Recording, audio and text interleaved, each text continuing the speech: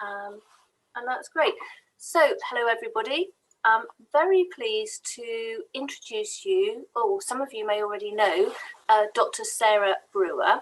And today we're going to talk about CBD, and I've been really looking forward to this because I know nothing. I know nothing about lots of nothings, but I really know nothing about CBD.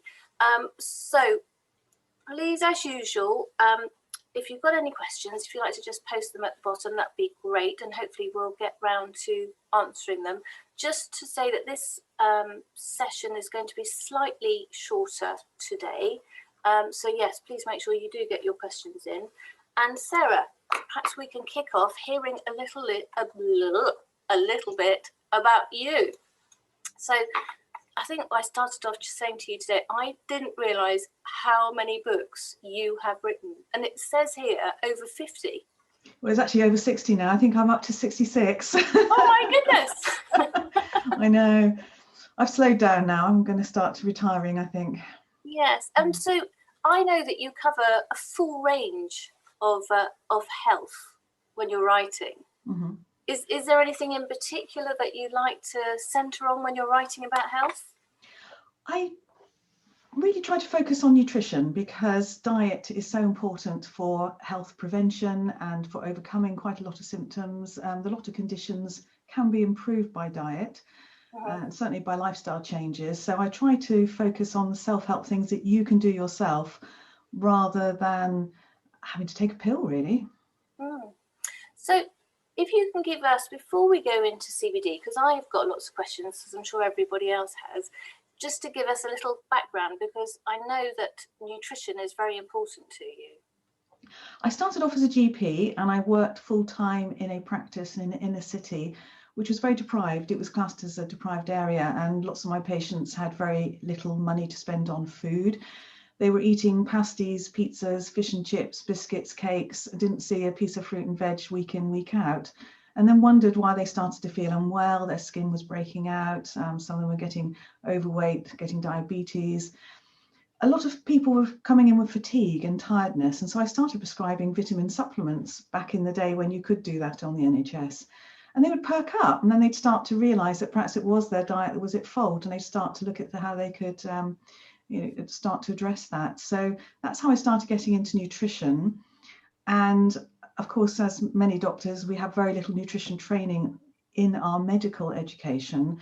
So I enrolled in a master's degree in nutritional medicine at the University of Surrey and studied for about 6 years to gain my master's degree. And I find it absolutely fascinating. I do think nutrition is the root of a lot of ill health and also the root of good health. So. But it so makes sense, doesn't it? And every topic we talk about in health always ends up talking about nutrition and gut health. You can't get away from it. And it's so obvious because you just take the thinking about a car doesn't go unless you put some form of fuel into it. And likewise with our bodies. Yeah, and every cell in our body is being changed and renewed every day. And it has to be renewed by the ingredients we give it. And those, of course, come from the diet. So if you're giving it the wrong sort of fat, then you'll end up with membranes in your cells that are not very flexible and a bit stodgy. Whereas if you give them the correct flexible oils that you might find in fish oil, for example, then the membranes are flexible. And therefore you get softer skin. Your nerves can work faster because the nerve endings are more flexible to pass messages on. So, there's lots of ways in which it can make a big difference. So are you a practicing GP now, or? I don't see patients now. I've retired, if you like, from practice. I've moved to Guernsey where the health system is private and I don't feel comfortable charging patients. So I prefer to write and disseminate information in that way so that people that want to access it, for example, from my websites can do so. No, great. So then, and now we're going to talk about drugs. I suppose it's, and I know you've written a great book, and we've got you've very kindly offered a number of copies for free to the lucky people that we pick out at the end of, I think it's probably the end of this month. So yeah, it's really, before we go into it, what made you decide to go and have a look at CBD? Well, it became increasingly popular, didn't it? About 2017, I first got a press release as I work as a medical journalist. And the press release was referring to older citizens, senior citizens, embracing the clarifying effects of cannabis. And the word cannabis just stuck with me, and I sort of started to look into it. Yeah. And then we had a very pivotal World Health Organization report that came out that said that CBD did not have any health concerns attached to it, or public health concerns, and was not addictive and no serious side effects. And so as a result of that, people started to think, well, actually, although it comes from the same or related cannabis plants as marijuana, it's very different from the drug strains, and you get the wellness benefits without the adverse effects that you don't want. So with CBD then, perhaps the first thing is to understand, what is the difference between us, I was going to say us and our youth, which obviously doesn't reflect very well on me, but I having never had a puff of a cigarette, because very sadly I never was taken behind the bike sheds or anything, but I do remember at uni that we did have it in our cakes and things like that, which may be a lot of people's first introduction to it. But to understand the difference between, obviously the cannabis that I would have had then, and to what we're talking about CBD now, and also the medical side of it. Okay, well, cannabis strains of plants produce over 100 different types of compound, which are known as cannabinoids. And one of these is CBD, and there's another one known as THC. Now, some plants produce lots of THC and very little CBD. Some strains produce lots of CBD and very little THC. So the ones that produce lots of THC, which has psychoactive effects and can give you the high, if you like, make you feel stoned, those are known as marijuana or drug strains of hemp or cannabis plants. And those that don't produce or have very high levels of THC, and they've been specifically bred now to have very low levels of THC and to have high levels of CBD. These don't have a stoned effect, and those are known as industrial hemp plants. So the ones that are illegal are the ones that have got high levels of THC. The ones that are legal, although you have to have a license to grow them, have got low levels of THC. Right. And so for the medical side of it, and I do know that it is under prescription with the NHS, but it's very difficult to get it, isn't it? There are some clinics that are licensed to supply the herbal form of cannabis, so the marijuana, if you like, in flower form, and that has to be prescribed, and that has to go through a very regulated system to get that to treat particular conditions.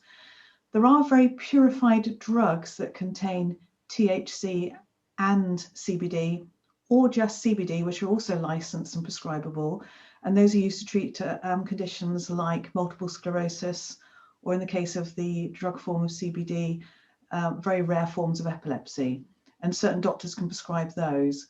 But when we're talking about CBD as a supplement, as long as it's authorized by the Food Standards Agency, then we can buy those in shops, because they're not psychoactive and they don't have dangerous or addictive side effects. So just before we go on to the bit that we can get over the counter on the medical side of it, what is the difference? So I know it treats MS, epilepsy, and I think is it acute pain? Is that from cancer or something? Or? Yes, you can get the marijuana prescribed for some forms of pain, but there are possibly some better treatments for it that you would try first, and that would be a last resort, if you like. Right. And so the sort of things that it would help, is it sort of, do people take it medically because is it a relaxation? Well, for the prescribed marijuana, which is taken, that is used for certain conditions. It might be for extreme anxiety, but mostly it's for pain. And you'll need at least 2 doctors to agree that you need to try, you can give that a trial. It's not easy to come by. There are only a few private clinics that do that. It's not available on the NHS, the marijuana form of of this cannabis, medical cannabis, but you can have it privately. Oh, I thought it was on the NHS, so I've obviously got my facts wrong there. As far as I'm aware, it isn't. You have to get it through certain clinics. You Oh. might get funding for it as a named patient, but it's not routinely available as far as I'm aware. But as I'm in Guernsey, I only know the situation in Guernsey definitely at the moment. Right. So moving on to the CBD type of stuff, and we know that it's one of those boom markets. So as you said, you noticed it in 2017, and I know that we get requests at Talk Health from people saying, can we promote the products and all those things, and we've been very, very careful and haven't so far gone into that area because don't understand it and want to be responsible. So if you could tell us a bit about, what is the major rah-rah about it? Okay, well, CBD is a molecule which interacts with something that's in our own body, which is known as the endocannabinoid system. And that was only really recognised relatively recently. And it's a very primitive or ancient system in the body, which evolved to regulate things like appetite, responses to pain, sleeping, waking, so very primitive responses. And it's thought that when you take CBD, it helps to support your endocannabinoid system. So it helps the chemicals that are in your body that you produce yourself, which are your own cannabinoids, if you like. It helps to support their action. And it interacts with certain receptors. And one sort of receptor is found mainly in the nervous system, and a different sort of receptor is found mainly in the immune system, although every cell in the body probably does express these. And so when you take CBD supplements, it has effects in the brain, and that helps to make you feel a bit more mellow. It helps you to relax. It helps to reduce anxiety. It can help you sleep better at night. And crucially, it reduces your perception of pain, which is why a lot of people take it. With the effects outside of the brain, it seems to reduce inflammation, which is working through the immune system. And CBD also has effects to damp down over sensitivity of pain nerve endings. So for example, if you've got a painful knee and you rub a CBD balm on it, it interacts with the endocannabinoid receptors around that area, and it suppresses the amount of pain messages which are then sent to the brain from that area. So it reduces the pain locally, and then when the messages get to the brain, it reduces the way the brain responds to them. So you mentioned about as in the balm and the cream. So what sort of formats does it come in? I mean, I kind of keep thinking it's a popping a pill thing, but clearly there's other ways. Well, when it first became available, it was mostly just as a drops. So it was called CBD oil because CBD, being fat soluble, was dissolved in something like hemp seed oil, which comes from the same plant, or it might have been dissolved in coconut oil, for example. And so you had drops, and then you'd put drops in your mouth, put them under your tongue. If you use them that way, then the CBD is absorbed through the lining of your mouth and it gets into your bloodstream much more quickly. But then we developed, it has a very strong earthy taste, which not everybody likes. It can be quite bitter, not because CBD tastes like that. It actually is colourless and tasteless on its own, but the other things that come from the plant, the essential oils, if you like, that come with it, are the things that have the strong flavour. So then people started to develop capsules, and the way I prefer to take it is as a capsule, because then I don't get that strong flavour. It's also available as gummies, and some people like to take those because then it makes it quite pleasant to take. It's available as sprays. You can spray it under your tongue, or as I've said, the salves or the creams if you want a local effect on the skin or around a joint. So you're mentioning about putting drops and that's under the tongue. Why do we put it under the tongue? And I know that with other things that I've taken before, you put them under your tongue and then you mustn't swallow for so many seconds. Why is that? Well, if you put it under your tongue, then you're less likely to swallow. It's sort of held there, if you like, in a little compartment under your tongue. Yeah. And then it can be absorbed through the lining of your mouth, and it very quickly passes across that moist lining into the little blood vessels underneath. So then it gets straight into your circulation. Oh. If you swallow it, though, as an oil or as a capsule, it is absorbed from the stomach and it goes straight to the liver from there. So the blood vessels take all nutrients absorbed from the gut straight to the liver. And once it's in the liver, some of it's broken down.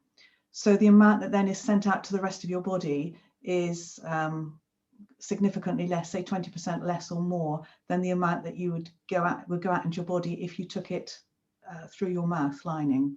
Right. So, and it works more quickly through the mouth as well. As we're talking, I keep wanting to jump to questions, and I keep thinking we're probably not doing it in order what we're meant to be doing, but I'll go with the flow and we can kind of come back. So first, I mean, what I want to ask is, how would you know what to take? Because there's, you know, like with so many different supplements, you know, do you just look at how pretty the bottle is, or Well, medical, and then how much do you take? Okay, well, it's very when CBD first was on the shelves, there were a lot of products out there which we didn't really know what was in them, and some of them were tested and they had no CBD in them, some of them had too much THC, and they were quite expensive. So legislation was brought in, and partly through the EU, it's now the case that you have to have a license, or you have to be authorized in order to produce CBD. And the authorization is based on something called novel foods legislation. So people are going through that process at the moment, and only the products that are approved will become available. So products will become more regulated, if you like. So what you buy now is more likely to be a kosher product than one you bought 2 years ago. Right. Another point is that if you buy a product, check that it's made to pharmaceutical standards. And that is increasingly now going to be the case because of this novel food legislation. I used to say to people, buy your CBD from a pharmacy, because the large pharmacy chains now want to look at certification, which shows independent testing to prove that it's a good product, it's got the amount of CBD on it that it says and doesn't have the THC. But again, because things are now becoming much more standardized, it's much more likely that products you buy in a shop or in the UK are kosher. The ones you buy online and the internet, though, you still need to be a little bit careful that you're getting it from somebody, you know, a known manufacturer who's producing quality products. And ideally, you want to be able to, at the point of sale online, click on a certificate of independent testing to see that it has been analysed and you know what you're getting. That's what I was going to say. Does it have some sort of kite mark or anything like that on them, or that's what you're looking for?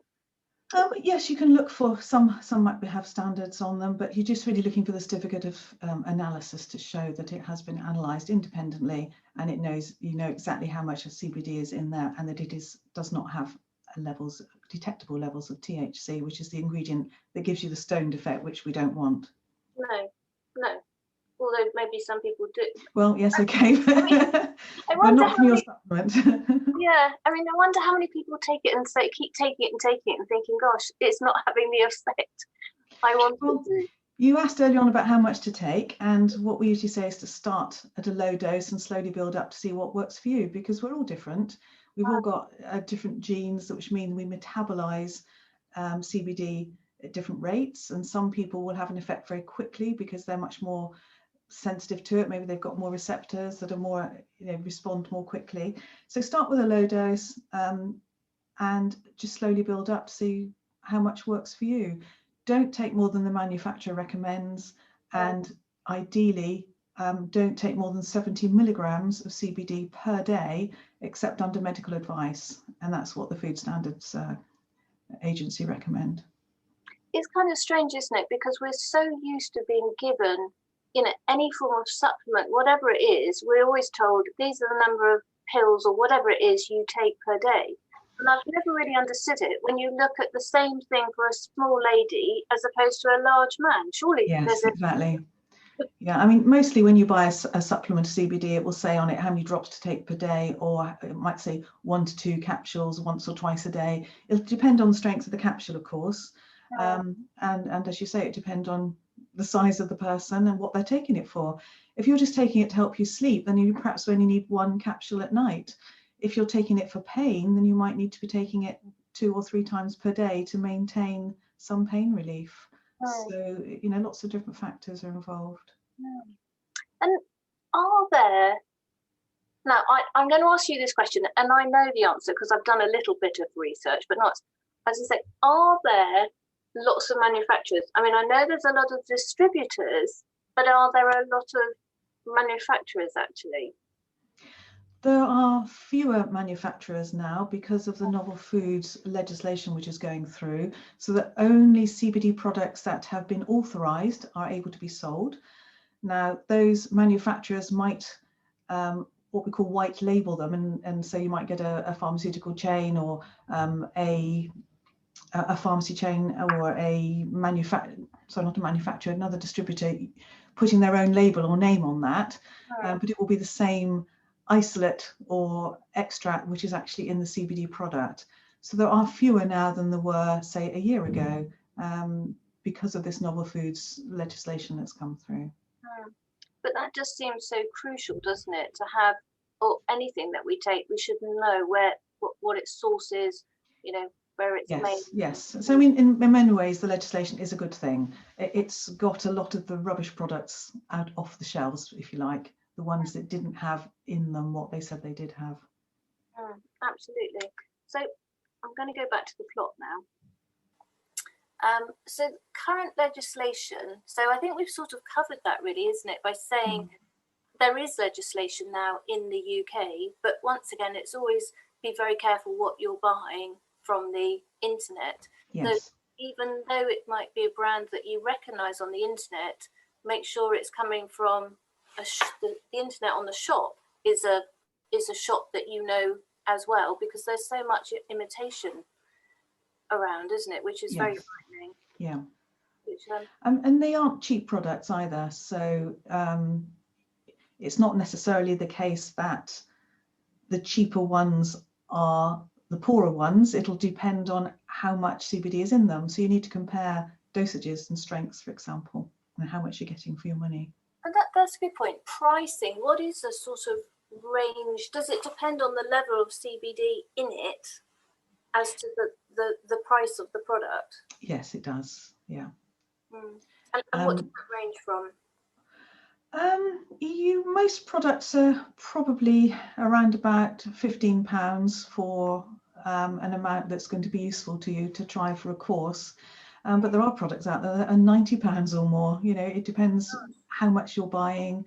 Sometimes you're paying for the brand name, although things are getting a bit more competitive now. But you do need to do a bit of research to see. One pill that's got 10 milligrams in it might be twice the cost of another pill that's got 10 milligrams in it. But what's actually in there is exactly the same. So in that case, it is better to go for the cheaper option. But a bit of digging around on the internet would help you to make that decision. But I think when I've put in CBD, I just couldn't believe how many different websites came up. I was really like, oh my goodness, and it is really hard to know where to start. And that's why I was very pleased that we could talk so that people can have an understanding, because people have so many kind of issues of pain or particularly anxiety now, and they are looking for alternatives that they don't want to go and pop the standard pills at all. Also, they can't go to the doctors. Maybe the access to the doctors is obviously tricky. So I think it's really important for them when they're looking for something else. And lots of people are now saying, CBD oil, that's a really good idea. Well, it is important though, if you are taking any prescribed medicines or even ones you bought from a pharmacy, you must check for interactions, because CBD does have effects in the body just like drugs do, and therefore they can interact. So there are certain drugs that you need to be very careful of. So I usually say ask your doctor or a pharmacist. Often they say they can't help you, but you can go to a website called drugs.com, and they have an interactions checker, and you click on that, and you put in the name of the drugs you're taking, and then you put in cannabidiol. You have to write it all out. It doesn't do CBD, unfortunately, but put in cannabidiol, and you click the button, it tells you there and then if there is a known interaction and whether it's a serious interaction or a theoretical one. And so if there's no interactions found, then you know that you're okay, most likely. I think I've heard of that website. That website's been around for quite a long time, hasn't it? It's an American one, but most of the drugs that we prescribe over here are listed on there. So, and I think that is just, I think we should, something I think perhaps we should promote more at Talk Health, is because we do know, however good your own doctor is, you actually are the best person to understand and know what's going on with your own treatments. And I think we should kind of promote things like that, to be aware of what you're being prescribed here and prescribed there. Yeah. Well, most doctors don't know as much about supplements as I would like them to, I suppose. Not through their fault at all. It's just that it's not on their radar because they're dealing with health and prescribed medicines. And so most of them, if you say to them, does CBD interact with my blood pressure pill or something, they won't know, and you can't blame them.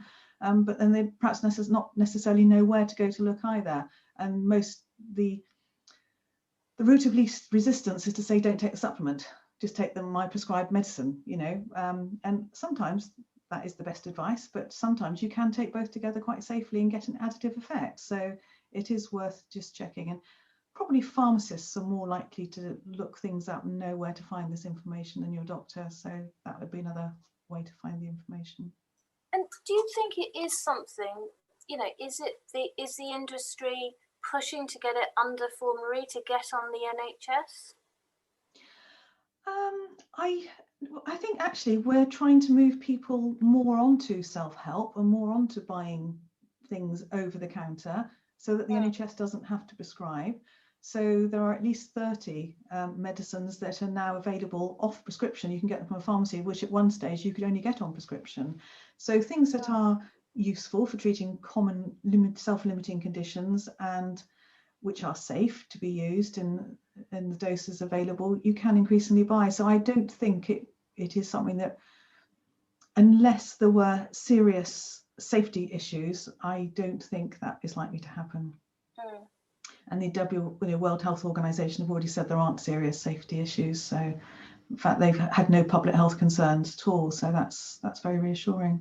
Gosh, it is funny, isn't it, considering that, people think, oh my God, CBD, oh my goodness. And you're saying, it's because of that cannabis word. We think of cannabis as being illegal and not something that we should be having, but it's important to know, that there are these two different types of cannabis plant. One produces the drug strains, and one is hemp, and it is a wellness.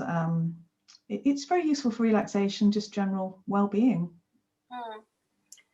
Yeah, definitely. And I mean, at Talk Health, we're all about self-care and self-management, and it is advocating. And I suppose when I was thinking about putting it onto the NHS, that was more about getting it recognised as a tick, as to being something that is a trusted product. But I understand what you're saying, and you're absolutely right that, when they had a bit of a purge on the list and culling those products, which quite rightly they should do, which I think also something is ridiculous, that a lot of products are actually more expensive to buy under prescription than they are when you just go and pick them up from the pharmacy. It's ridiculous. So yeah, absolutely. So how to use CBD safely? Well, I think we've covered that, because we were saying just read what it basically says and don't take too much. Don't take too much. Check for interactions if you're on any medicines, and if you're pregnant or breastfeeding, don't take it. Shouldn't take it if you're under 18. So yes, those are the main safety issues. Make sure that you're getting a quality product. Right. And why is it that you can't take it under 18? It's a safety thing, really. I think possibly without medical. If you have medical advice, then and it's being supervised, then yes. But it's an adult supplement. I guess again, it's because of the cannabis connotation. Really, you need to be an adult to take it. Absolutely. And then the different ways to take it. So, you've mentioned about that it comes in a balm for backs and things like that. So there are different ways then we can apply it. Yes. So if you've got just one localized area of soreness, or you've got a breakout on your skin, then you could put it on there just for a local action. If you've got a problem which is more difficult to treat, so quite a painful joint, for example, and you might want to take it by mouth as well as putting something on locally. If you're taking it to help you sleep, or for anxiety, or for generalized pain, then obviously taking an oral supplement is the way to go. So if you put it on your skin, is it quicker than if you're taking it as a supplement? Well, it will certainly get to the area where you want it to be much more quickly, but for pain or for irritation or soreness, conditions like psoriasis it can be helpful for. It's working exactly there where it's needed, and it interacts with the immune cells in that area of the body, in that area of skin and in the blood vessels underneath. So it can have a very localized effect in that respect. And I think also with pain, when you take pills for pain, the body doesn't know specifically where that bit from that pill has got to go to that part of the body, does it? Because you're doing the whole body. Yeah, but if you take it by mouth, though, then as well as getting the effect locally where the inflammation is, because it works through immune cells and they're always gathered in areas of inflammation. But when you take it by mouth, it's also acting on your nervous system to reduce the transmission of pain messages, and then on the brain to reduce the perception of pain. So it's working in lots of different ways if you take it by mouth. And it's just really belt and braces to put it on as the skin as well. Oh, that's it. Never really thought about it like that. So yeah, no, that's definitely interesting. And then the last thing that we sort of looked at, we'll have said that we'd look at, because we're sort of basically going through what you cover in your book as well, is how to take CBD for a wide range of physical and emotional issues. So I don't know if we've really looked at, we've mentioned some of the things that we can take it for. It's very good for general stress. If I'm having a really difficult day with lots of work pressures, then I find it helps me to cope better. So it helps to reduce stress and anxiety. And then the interesting thing is when you're anxious, you've got lots of brain cells firing off all at the same time, and you're all very hyper, and as you just can't relax and can't stay still. You're fidgeting, if you like. And one of the things we know about CBD and the other components of the endocannabinoid system is that it can work backwards down the flow of messages through the brain rather than working forwards like everything else does. And by working backwards, it helps to damp down overexcitability, which probably is why it's been found to be helpful for some forms of epilepsy. So it damps down the overexcitability at the source cells that are firing off. So it can help very quickly to help you feel a bit more relaxed and less anxious. And of course, then that translates on to helping you to sleep better if it's whirling thoughts that are interrupting your ability to sleep. So it's very effective when you're stressed. And if let's say if you're menopausal, not that I'm obviously talking about myself, and obviously I am, but menopausal and sleep is a nightmare. So for example, I fall asleep very quickly and then I suddenly wake up, at 2 o'clock, 3 o'clock, and why have I woken up? Would it help that form of sleep, do you think? Yes, definitely. One of the things that we know about CBD is that it interacts with different parts of the brain, and some of those are the parts that can trigger anxiety when you've got menopause. And not many women are aware that anxiety is one of the earliest symptoms of menopause.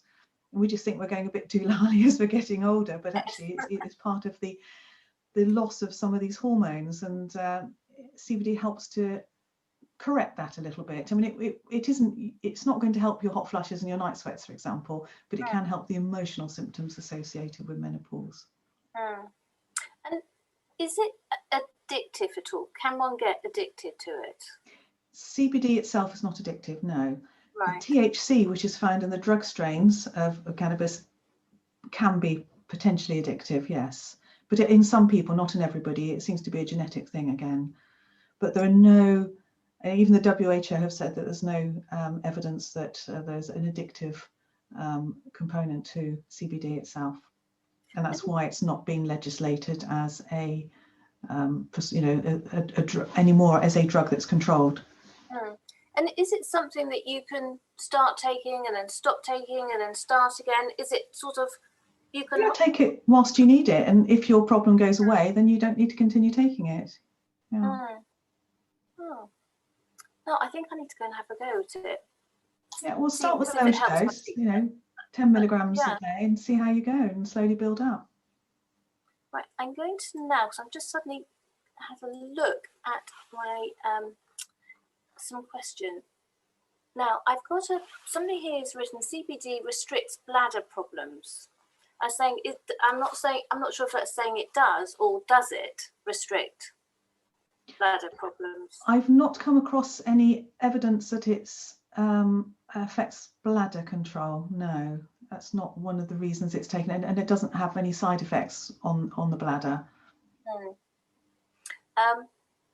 And somebody's written, is it safe to take this? And I think the answer is, I think as you said, it's safe to take as long as you make sure you've bought it from a reputable place, really. Yes, and if you've got any concerns, then obviously talk to a pharmacist, or go into a pharmacy, see what they've got available, and talk to the pharmacist about it. If you're on medication, as we've already said, it's very important to check for interactions. But as long as you're just taking it for a particular reason and you don't have any major health concerns or medications, you're not pregnant, etc., then start with a low dose, see how you go. And I think you're probably right. A pharmacist is far more likely to understand more about it, because if they're selling it, as opposed to the GP that has no contact directly, then they would be the more. Yes, yeah, and pharmacists are brilliant for self-help, self-treatments, etc. So, if you've got any concerns, then yeah. Right, I suffer with fibromyalgia and I have widespread body pain and extreme fatigue. I would like to try CBD supplements. Would CBD interact with 300 milligram? Oh, this is a very specific one, I'm afraid. Basically, this person takes a form of antidepressant. So yes, it probably would interact, but you'd need to go onto drugs.com to check. But one interesting thing is that fibromyalgia is, one theory is that it's resulting from an imbalance of our own endocannabinoids. And there's quite a lot of research now which shows that people with fibromyalgia can do very well by taking CBD supplements. But I think it's probably best, if you've got a condition like that, to take it under the supervision of somebody who specialises in this area and can help you find the right dose and to make sure it isn't interacting with the medications that you're taking. I mean, it sounds like it's one of those things that one could feel quite comfortable taking if you suffer from a bit of pain or a bit of anxiety and you don't have some, as you said, some underlying major health thing where you're already on prescription drugs. And but it's not saying no, don't take it, but go and investigate properly. Yes, take it under supervision, I would say, definitely. And then go and check out that website, drugs.com, yes, and put in the name of your antidepressant. But yes, it does interact with some antidepressants, sometimes in a beneficial way, but you don't want it to interact in a way that has adverse effects, so you do need to check that out. How do CBD supplements differ from other natural sleep aids? From the ingredient that's in them, really. Other sleep aids might be things like valerian, which is a traditional herbal medicine. Magnesium is a mineral which can help you relax. You've got chamomile, for example. So just really the basis of the ingredient that's in there and how it works. And CBD works through the endocannabinoid system on the brain to help support sleep and to reduce anxiety, which might be interrupting sleep. So they're saying, will CBD work better for me? But you have to try it, do you? Yes, I can't answer that one, I'm afraid. Yeah, so I'm just looking, we did get sent some questions earlier, and I think thing is, when I get sent questions earlier, I read them and then they're in my subconscious already, so you might have already answered. Do I take forever? Because I thought that was a good one. I think most of the ones that we were sent before, I probably asked in our natural conversation. Is there anything else, before we sort of wrap up, is there anything else that you think or you would advise people do when they're thinking about taking CBD oil? I would say read around about, if you've got a particular health condition, go onto self-help sites. So if there's charities or self-help groups, organisations, go onto forums and see how other people have benefited. That's, for example, the person that has the fibromyalgia, and there are forums for fibromyalgia, and she could listen to other people and the experiences they've had. And just make sure you're taking a reputable supplement at the correct dose, and see how you go. And if you are worried or concerned about anything, then talk to your pharmacist first. Actually, just one question that popped up, because you mentioned the THC, which is the bad side of it. Yes. So if that has got, is there some products that have none, or do they all have a trace of it? They will have less than the permitted amount. In order to be legal in the UK, you have to have less than 1 milligram of THC per pack however big that pack is. Right. But mostly when you see the good quality supplements, they are produced to such good standards that there's undetectable amounts of THC in there, sort of parts per million. So it's based on, they will say less than usually, or undetectable or less than. And increasingly now we're moving towards something called CBD isolates, in which everything is taken out except the CBD on its own. And that should have no, or certainly undetectable amounts of THC in it. And then the ones where you know, if you're not scrupulously careful, they might say they've got, you know, the small amount of THC, but they might actually have bigger amounts. Would I have an effect from that? If you got hold of a product on the internet that had higher amounts of THC, then yes, you might feel a little bit woozy when you're taking it. It's more likely to interact with any medicines that you're taking. You might feel very drowsy, might feel a bit stoned, and you're more likely to get unpleasant side effects like palpitations, for example. So that's and I think that's really important to understand what the issue could be if it has a higher level of THC. So to understand that the reaction with the drugs that you might be taking already, and also the other thing, and I'm, you know, as a child, I don't know why, but as a child, you know, you always read those things that say, do not operate heavy machinery if you're tired or sleepy or whatever. Yes. And I don't know why that always just sort of not abused me, but, you know, you're sort of thinking, oh yeah, really? And as you suddenly realise it is, because sleep is you know, being deprived of sleep is one of the most dangerous things, isn't it? And it is so important that if suddenly you take something and it makes you feel drowsy, you have to be so careful what you're doing. Yeah, it increases the risk of accidents around the home, and if you're driving, definitely. I mean, obviously, when people are taking high amounts of THC, if they're having marijuana, whether it's prescribed or they're having it recreationally, some people are very susceptible to the mental health side effects. So it can cause paranoia, for example, in some people, and it can be addictive in some people. But you're not likely to get that higher level of THC in supplements, even if it was adulterated. Certainly not now. I think the legislation and the regulation is such now that if you're buying it in a pharmacy, for example, then you haven't got anything to worry about. Well, on that note, I'm not going to go and worry. I'm going to go to my pharmacist and have a look around. But that was really interesting, and hopefully, you know, that has really helped people to educate people, and certainly me, on what all the fuss is, all the noises about CBD, and actually how positive it can be to incorporate into your life. Yes, definitely. It's a very good well-being product, I would say. That's the way to think of it, really. No. Well, thank you very much for your time, Sarah. It's been a real pleasure to meet you and to talk to you properly about it. Thank you. Pleasure. Thank you. Thanks, everybody. Bye. Bye.